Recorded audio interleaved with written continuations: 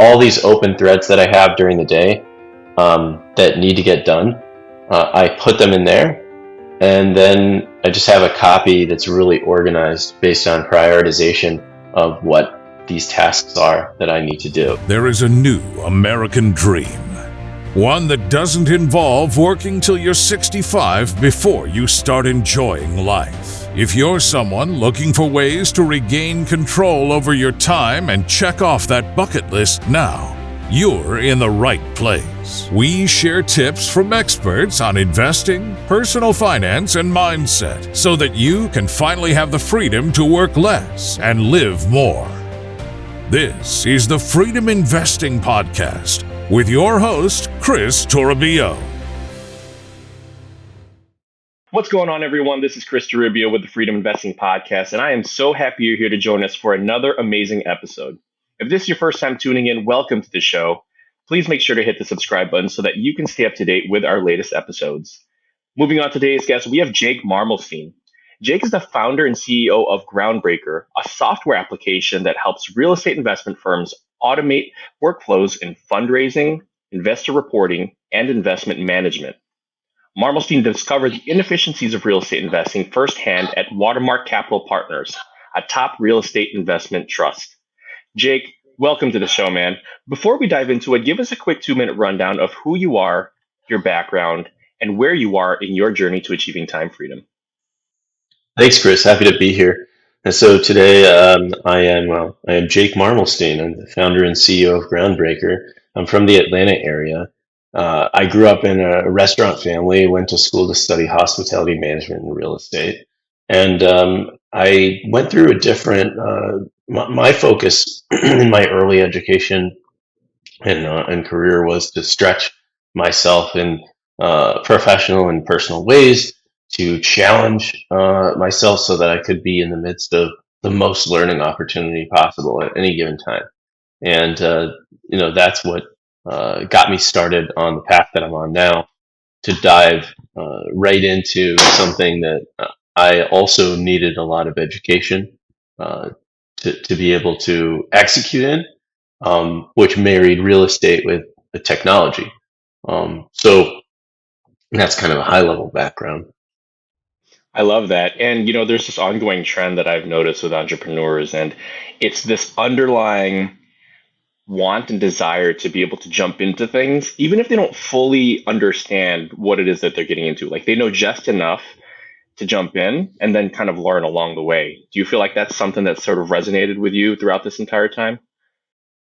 Absolutely. There's different paths to entrepreneurship. And for me, early on in my career, it was that, jump in and you'll figure it out. If you're smart enough, if you have enough persistence, if you can gather the resources around you, then you can do it. But it's a really tough thing to be able to build a business. There's many different factors that are outside of your control. So that doesn't always work, and a lot of companies fail. And there's other people who spend time in their career kind of building up their knowledge base, building up their network, and then going off into entrepreneurship. And sometimes you see those landing more successfully, but there's still all these kinds of things that get thrown at you in growing and scaling up the business, getting funding. You have the economy. So there's no one right way to do it. So you're essentially a fireman, because it sounds like you're always putting out fires. It's one of the assumptions that we kind of have to make when jumping into this entrepreneurial ventures. Yeah, definitely more in the early days for sure. When you get a product out in the market and your product isn't ready for customers, or there's bugs or issues, and you haven't established your values or your systems yet, then you can be a firefighter because you're not prepared to deal with what's coming at you. But like nowadays, there's very, few, fires at all. It's like, oh, I have to do my taxes. Okay. like that. That's a fire drill for everyone, right? Absolutely. Yeah, and for those who don't know, Jake and Groundbreaker were the platinum sponsor at the GOB conference that we held earlier this summer, and they have been a fantastic support for our meetups, for our conferences, and everything that we do. But before we dive into that, I really want to take a step back and kind of break down your experience growing up. You said that your parents were in the restaurant industry, so you had an experience with kind of seeing the days in and days out of how they ran their business. What was that like, and do you feel that had any influence on your ventures as you grew older? Yeah, so very early age, I started working, like 10 years old. I started working in the kitchen and earning some money. And so I knew how to save money, knew the value of hard work, the value of the dollar. No one gave me really anything. And that made me really independent. And it also helped me to set goals with what I wanted to do financially. I think that seeing the hard work that my parents put into the business also kind of freaked me out, and I didn't want that type of life. The hours and the physical toll that it takes on your body to be running something operational was not something that I wanted later in life. So I decided in my education, it could have been in hotel operations. I could have done something, in restaurants too. But I decided I'll pick something where I can sit behind a computer and be in an office and occasionally go and work in person. But that's not the core part of the job. And I think that was an important distinction in learning from my experience seeing the restaurant business play out. It's also just a really risky business to be in, and we were lucky. We had a great product, so the business ran on for a long time. And my uncle has gone on to be really successful. He was a partner with my father. He's gone on to be very successful in launching restaurant concepts, and recently just consummated a transaction of one. So one group. So there's a lot of money to be made in restaurants. It can be a successful business, but I think you have to. Uh, that's another thing. Like this restaurant was a startup, and so they were all learning about how to run it, how to be better at it. Um, and it's a tough experience. I guess another factor is, my father had a family to support at that time, so there was a higher level of risk associated with failure. And if you're just figuring out how to do all these things for the very first time, it reduces the amount of mistakes you can make. And it's important to mention that when you're starting up something for the first time as a founder or an entrepreneur, you have to be able to give yourself that breathing room to make mistakes. You can't be perfect. You have to expect failure. That's really, really good insight. And as someone who had parents that were also in the restaurant industry as a startup, and then went through that failure and all of the consequences that can come along with that, it was very tough to see the struggle, as you said, physically, mentally, the type of toll that it takes being that business owner. And luckily enough, they were able to transition. But then their second venture that they went through was a home health agency. Luckily, that was able to take off, and to this day, it's still a very successful business. But as you said, it is a lot of dedication, a lot of blood, sweat, and tears that come along with it, and there's definitely that component of risk there. If you don't fully understand what you're getting yourself into, that's a really good point. And so, in your case, you were working at Watermark Capital Partners, and then you decided to kind of find a startup, right, with Groundbreaker. So, talk to us about that transition. What was going on at your W two, and why did you go about deciding to start up Groundbreaker? So yeah, we have to chit chat on restaurant life, man, someday, because I that one slipped past me. I forgot about that.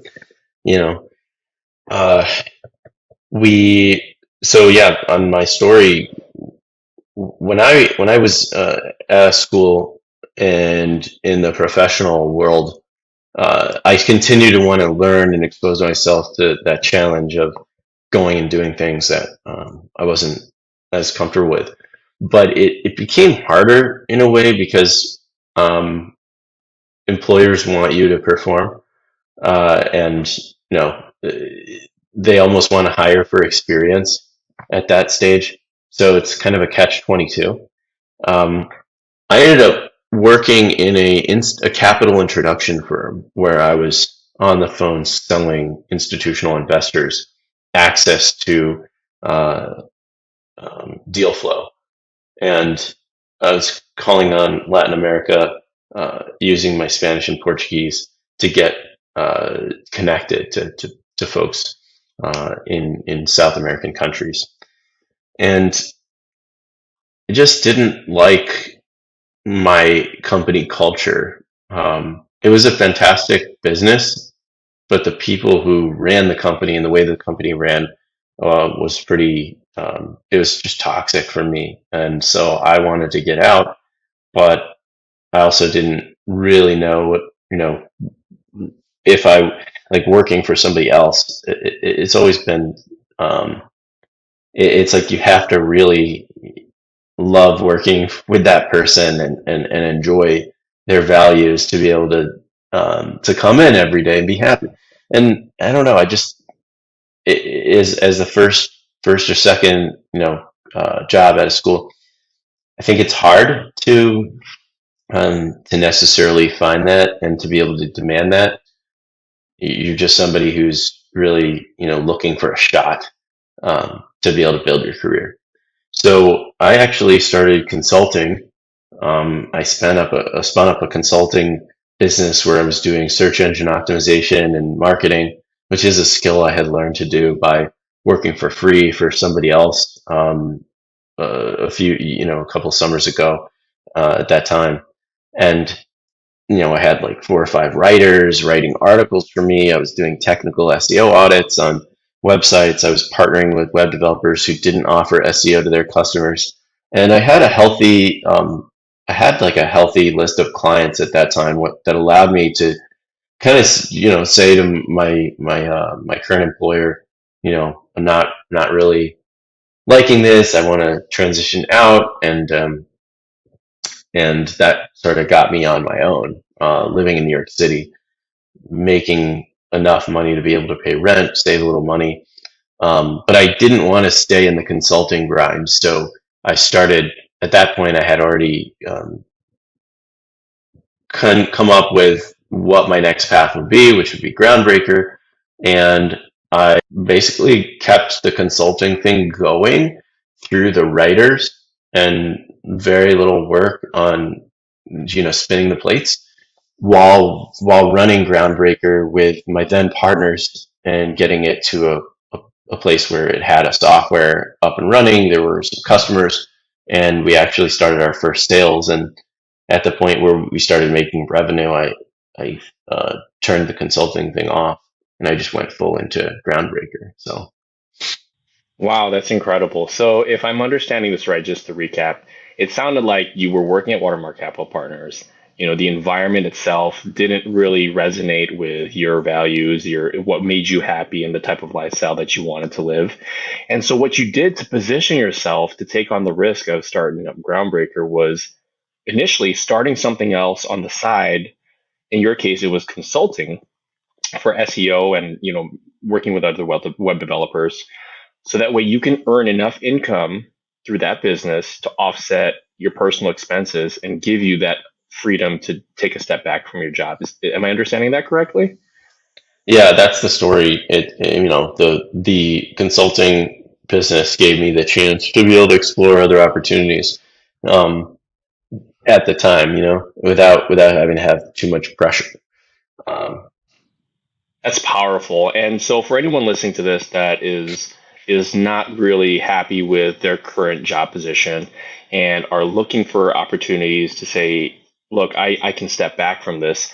A lot of times what you need to do is position yourself to where you're generating some sort of income outside of work. And in Jake's case, and like many other people's case, it will take working more than 40 hours a week to do that because you have to still put in your time commitment at work, but you can either choose to sit back and watch TV when you're at home, or you can choose to put yourself in a position to where eventually one day you can scale back or step back completely because now you've invested your time in some sort of other means to generate money. So kudos to you, Jake. I'm sure that was not easy. Working that full time job while also getting yourself started in that way. And congratulations on putting yourself in a position where now you got to start Groundbreaker and you can turn off that consulting thing completely. That's awesome. Yeah, thanks. It's freeing when you realize that you can make money, that people do value your talents, and it's not always having to be associated with a W-2, with working for somebody else. You can create your own income opportunities as an individual. So very powerful. And so now you are in Groundbreaker 100%. You're working on this and growing this software application for real estate investors, both active and passive. So give our listeners kind of a high level information on what Groundbreaker is and how that may appeal to someone who's looking to invest either passively or actively. So Groundbreaker offers real estate deal sponsors, people who put together investment opportunities. It helps them to run their investment operations from a single software that's on the web.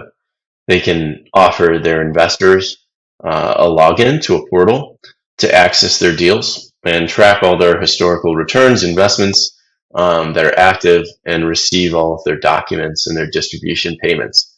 So it's kind of like a white labeled TD Ameritrade or online banking that you give to the deal sponsor, and then they roll it out to their investors, and it offers this amazing level of professional reporting and access to deals. So when they have a new opportunity that a sponsor wants to share with their investors, they can share it through the portal, and investors can go in, look at all the information, make an investment by signing documents and actually transacting and sending funds.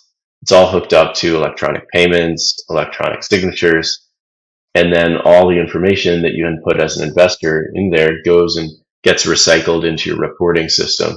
So you can see your ownership percentage in your deal, and as the operator sends out distribution payments to you, you're able to track all of those, and your equity multiple metric gets tracked too. So you can see how your returns are matching up to the projections that the deal sponsor gave you.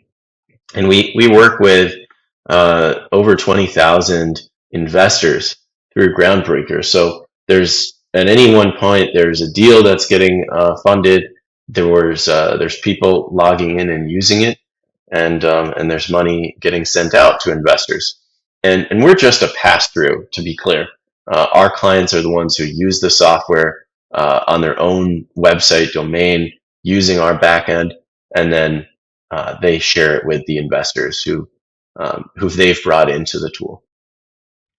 That's a great explanation, and it is a very powerful tool. And so, to give people a little bit of context on, before Groundbreaker, took off and presented this opportunity for people, what did the typical experience look like for a passive investor if they wanted to invest in a deal? Like what type of documents would they have to provide? What if they found a sponsor and they said, look, oh, this guy, I want to invest, X amount of money with them. What would they have to do to be able to finally submit that check to that person? What was that process like?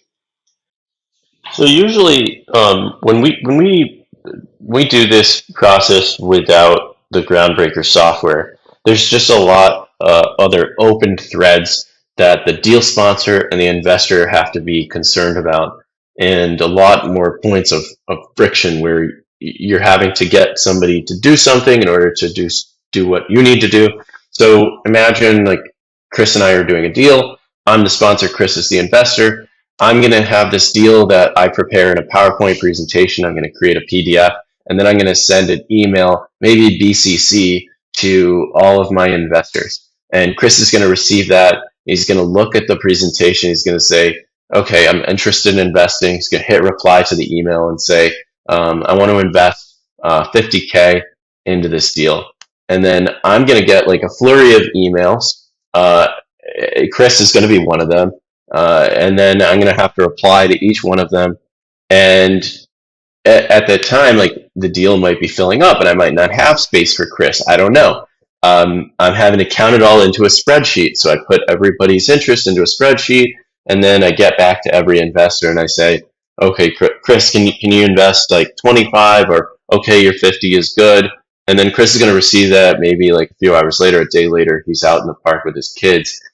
He's not paying attention to his email. The email, goes behind a bunch of other emails that he's gotten. And now at this point, he's got to come back and say, all right, like, okay, great. I'll invest 50. Send me the subscription agreement, like send me the agreements I need to sign. And then I'm going to go back and I'm going to do that process for another like 20 or 30 of the investors who have already expressed interest. And I'm going to send them out those documents. Then they're going to get the documents in their email. Again, it's going to be another back and forth, time delays and such. And again, I don't know like who's getting these emails, who's not getting them, who's not paying attention. Maybe there's somebody who I thought was going to invest and wants to invest, but just didn't even see it because it's just logged in their inbox somewhere. So then there's the process of getting the subscription agreement filled out. And it requires some information that Chris might not have on hand immediately. So he's going to have to what his EIN number is for his LLC, the address that's registered, the bank account that's registered to it, and he's going to provide all of that information into the subscription agreement that he's going to sign with me to be able to make the investment. And after I get that, I need to receive it, sign it, send it back to Chris with the wire instructions.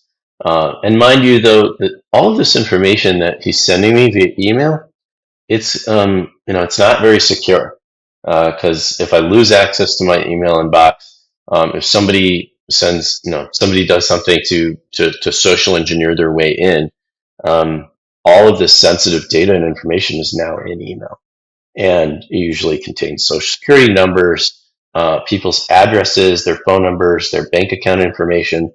So Chris is just going on good faith that I'm responsible with his data and information through my email, and so the process is very similar to that with any kind of communication and any kind of form of document that I have to now send and receive between Chris and I after the deal closes, such as your K1s, your reports, and so this form of communication is it is very cumbersome not only for Chris, but it's also cumbersome for me because I have to make an Excel backup copy of all of this data that's lodged in email so that I can have it all in one place in a spreadsheet. And then somebody has to manually keep that up to date. So those are just some of the, some of the things from like old school real estate investing hell that we help solve at Groundbreaker. Holy cow. So I never actually, because, when we jumped into the real estate space, there were, luckily enough, software companies like Groundbreaker that, had this portal already available. So I never truly had anyone break down what that process actually looked like before something like this came out. And it sounds, as you said, extremely cumbersome. Not only that, but the question of security is definitely a real thing. And also the question of keeping accurate bookkeeping, because it sounds like a lot of these communication is sent through email, and typos can be made, emails can be missed, and it just sounds like an overall headache for both the sponsor as well as all of the limited investors that they have investing with them. That's tough. And so with Groundbreaker, let's say I now want to invest with you, Jake, and we have Groundbreaker as this portal. Is it just a matter of opening up an account and signing up and sending my money? I guess, how quickly can someone invest with a sponsor with a software like Groundbreaker? Yeah, so the process it's 5 steps, and it takes like 5 minutes, honestly. As long as you have all your account data on file, usually you do, because sponsors who come to us already have all their investor information from the old school way of doing it, and we import all that data into the tool. So it's just like rinse and repeat. You click a button, you put an amount down, you actually go through the verification questions. Maybe you've already answered them. Maybe your account information is already there. If you don't have it, you put it in. It takes a minute, and then you're just looking at the documents and signing them, and then getting to the payment page. So it all happens like within a few minutes. Honestly, it's super streamlined, and we have ACH payments too. So if the investor's bank account is synced up, they're just clicking a button and releasing the funds, and then that kicks it off, and your money is on the way. And the sponsor is getting an email saying, "Hey, Chris has invested 50,000 through ACH. Their funds are going to arrive on Tuesday." Done.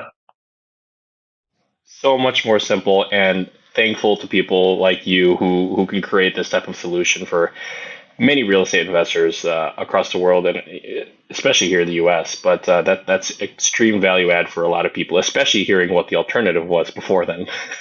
Yeah, like I could be sleeping, I could be having dinner with my family, and you're wiring 50K to me.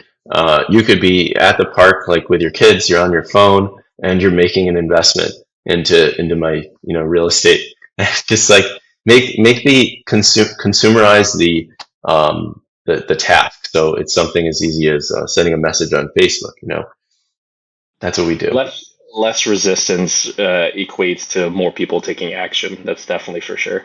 Yep. All right, folks, so we are coming towards the end of today's show, but before we finish, it is time for the Freedom Five. These are 5 questions we ask every guest on our show, starting with the most important question: what is your why? What is the underlying motivation behind everything it is that you do?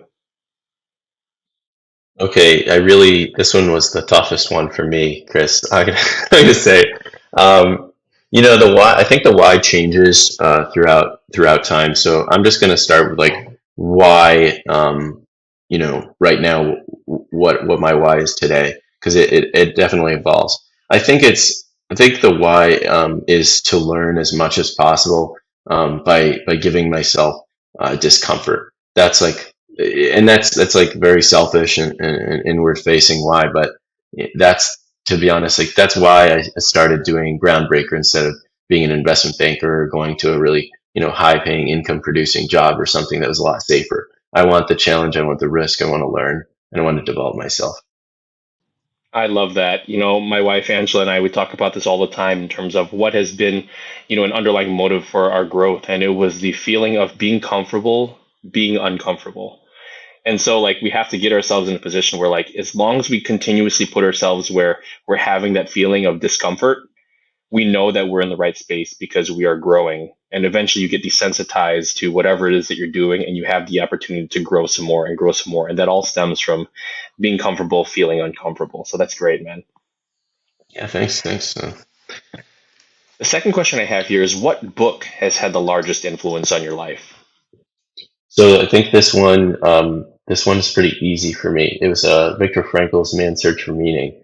The book kind of talks about how, yeah, it's a cornerstone of human psychology and human development today. It's one of like the top 10 most influential books in the world. Everybody should read it.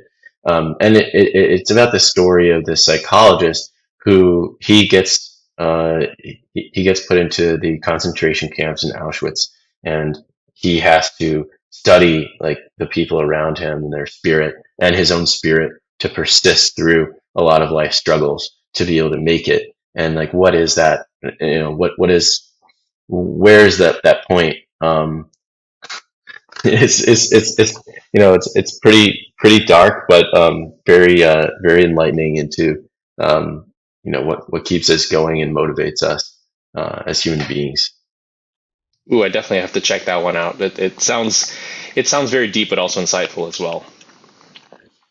Third That's what question you'll we have get from here. me. I love it.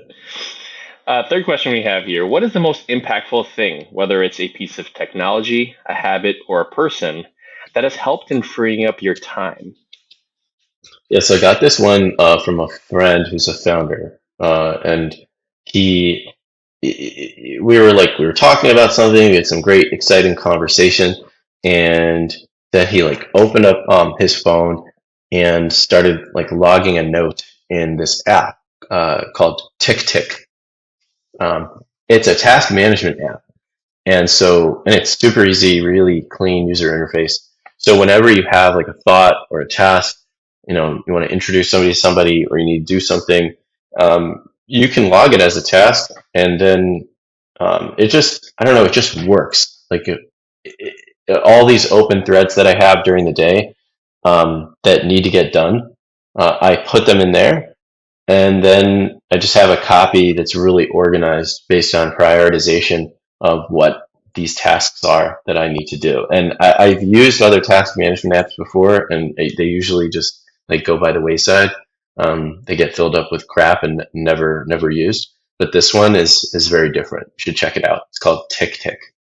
TickTick. I am writing that one down right now. That sounds like a great app, and it allows you to prioritize it as well, if I'm hearing that correctly. Yep, prioritize. You can add dates. You can add descriptions.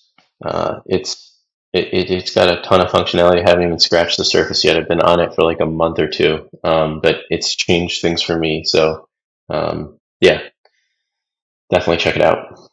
That's great. Yeah, I'm definitely a checklist kind of guy, and I get I have this feeling of accomplishment every time I'm able to check something off my list. So this sounds like it has some perfect synergy with that.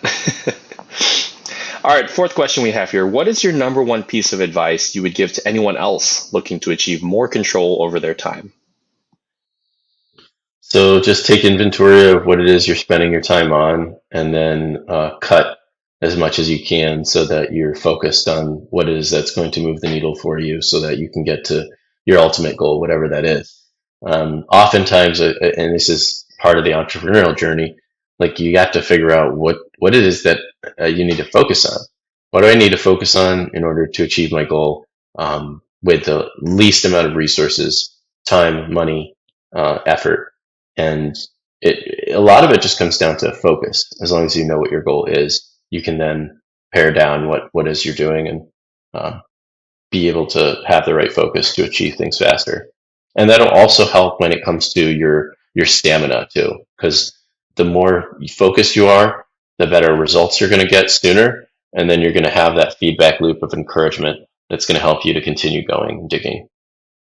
Ooh, that piece of advice could not have come at a more perfect time. As a team, we are definitely for our listeners. We are now in the middle of November, and it is around that time where we're doing our goal setting for the following year. And needless to say, there's definitely a focus on trimming the fat and being able to, as you said, focus on the most impactful things in our business. So. Absolutely. It can very easily get you overwhelmed if you don't have that level of focus. And the fifth and final question we have for you, Jake, is what is the best way for our listeners to get in contact with you? I'm stumped. Just kidding. It's Jake at groundbreaker.co is my email. And you can also connect with me on LinkedIn. My name will be in the show notes. And please reach out with any questions. I'm happy to help. Jake, lots of really great information today. I liked how you shared with us what your experience was like growing up in a restaurant family and how you got to experience the struggles as well as the wins that your family was able to achieve during that time. I like how you shared with us the reason why you jumped into the space of becoming a CEO and how you positioned yourself in order to be able to leave your W-2 to take on that level of risk. And I also like how you shared how the investor journey typically takes from those who want to be an active sponsor and those who want to be a passive investor. So I just really want to thank you again for being an amazing guest and look forward to remaining in touch, maybe at the holiday party at the end of this year. Yeah, thank you, Chris. Thank you very much. It was a pleasure. Now, if you like this show and want to learn more about how we can help you free up your time through passive real estate investments, check out www.freedominvesting.com. Make sure to subscribe to our monthly newsletter and schedule an introductory call with our team. We also have a free 7-day course on what passive real estate investing is and how to get started so that you can start your journey towards earning back more time in your life. To all of our amazing listeners here on the Freedom Investing Podcast, my name is Chris Rubio. Till next time.